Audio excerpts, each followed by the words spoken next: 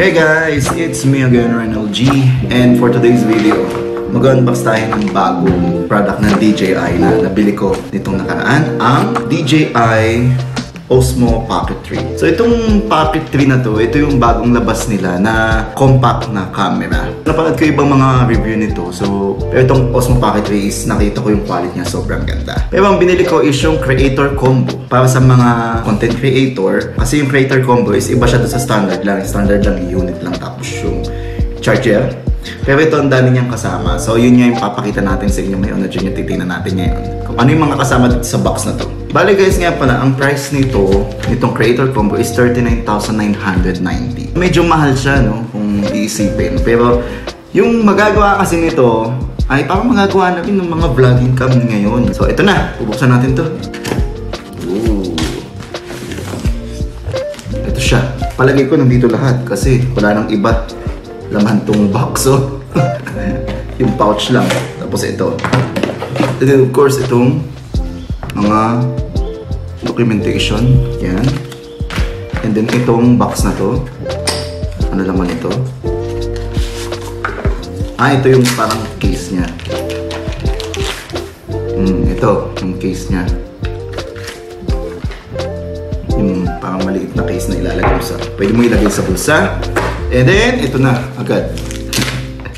Ito na. Tcharam! Wow! So, nandito siya lahat. Nasa pouch na to ang lahat.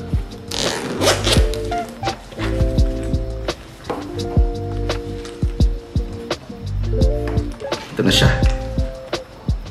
So, ito yung pinaka-unit. Yan.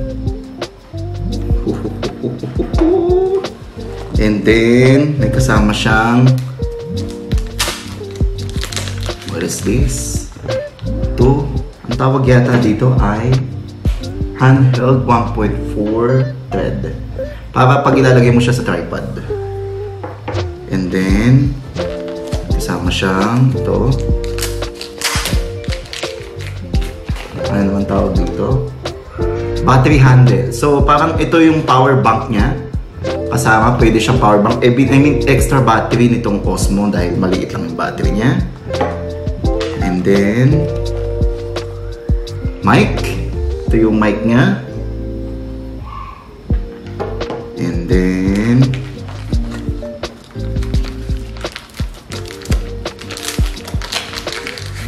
mini tripod. Yan. And then, yung wind, ang tawag dyan, windbreaker. Tapos ito yung pwede mong handle. And then syempre charging cable. Ayan yung laman ng box niya. At andito lahat lang sa pouch na to. So halimbawa, may travel tayo. Mahirap kasi magdala ng camera talaga pag travel. Kaya talagang iniisip ko na ito ay pinaka magandang gamitin pagka-travel. So, ito try natin itong DJI Osmo Pocket 3 sa mga quality niya at ipapakita ko na sa inyo para makita niya rin kung worth it ba at pag-usapan natin ang iba pa mga bagay. So, ngayon, ito muna ang unboxing ng DJI Osmo Pocket 3. Hey! Galing ah. Ang ganda oh. Analo to ah.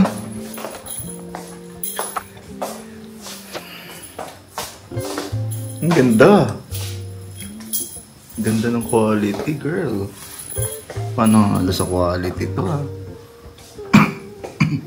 Wide po.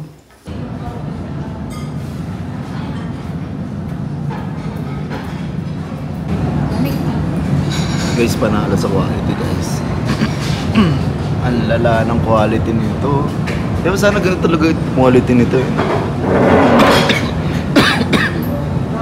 Parang hindi low light eh, no?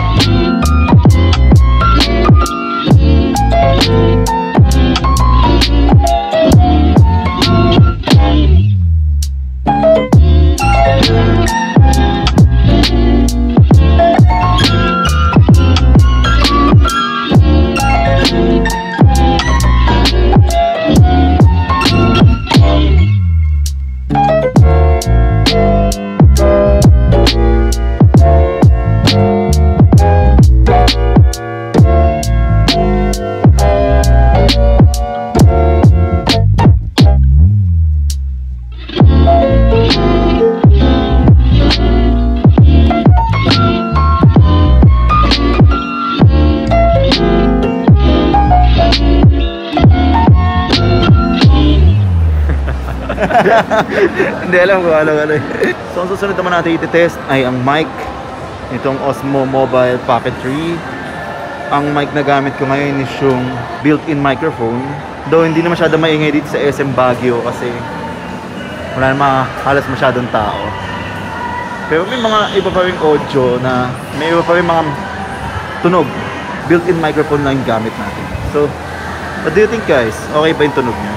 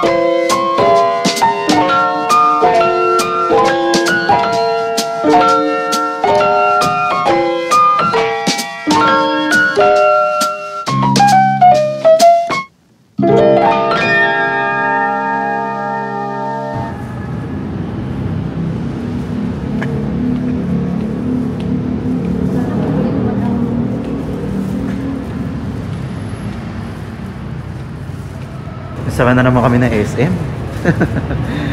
Pero nakita nyo ba yung quality ng low light nito? Dito sa nakikita ko, sobrang ganda ng quality niya kahit low light na. Pagka kasi sa personal, makikita nyo, ang dilim dito sa parking eh. Pero dito hindi siya masyadong maliwanag eh. Ay, hindi siya masyadong madilim eh. Pero dito medyo madilim na talaga. Kasi ano eh, parking niya eh, parking area.